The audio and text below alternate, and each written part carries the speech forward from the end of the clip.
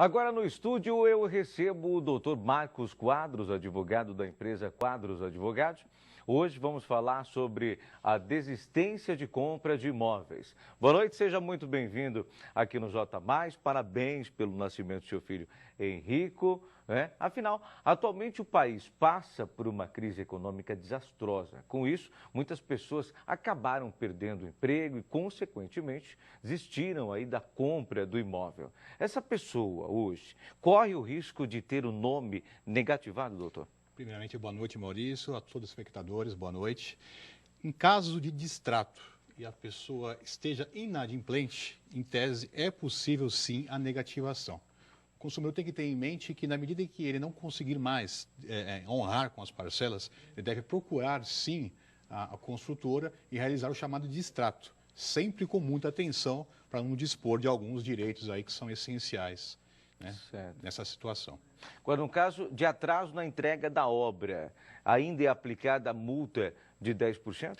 Veja, Maurício, nessa situação não. Quando há atraso na entrega da obra, entende-se que quem inadimpliu foi a construtora, de tal maneira que não há que se falar em multa. Muito pelo contrário. É possível que até que a própria construtora seja obrigada a reparar eventuais danos que o consumidor tenha sofrido nessa meio tempo de atraso da obra.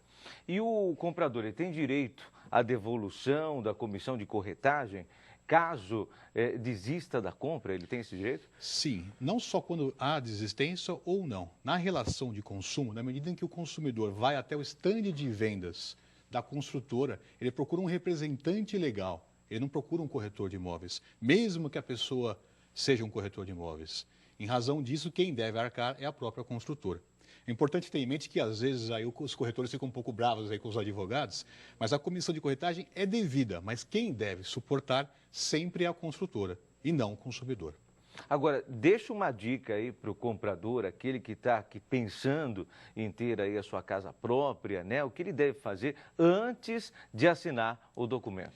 Olha, a dica básica é sempre procurar um advogado, né? Na medida que ele possa ter conhecimento do que ele tem de direitos aí. O importante é a leitura também, sempre pormenorizada, sem nenhuma pressa, porque geralmente a pessoa é levada a assinar o documento rapidamente, né? Se possível, leve para casa, analise o documento e procure sempre um advogado da sua confiança. É isso aí, Marcos Quadros, da Quadros Advogados, pai do Henrico, que nasceu ontem, foi? Exatamente. Obrigado pela sua participação. Eu que agradeço. Muito obrigado e boa noite.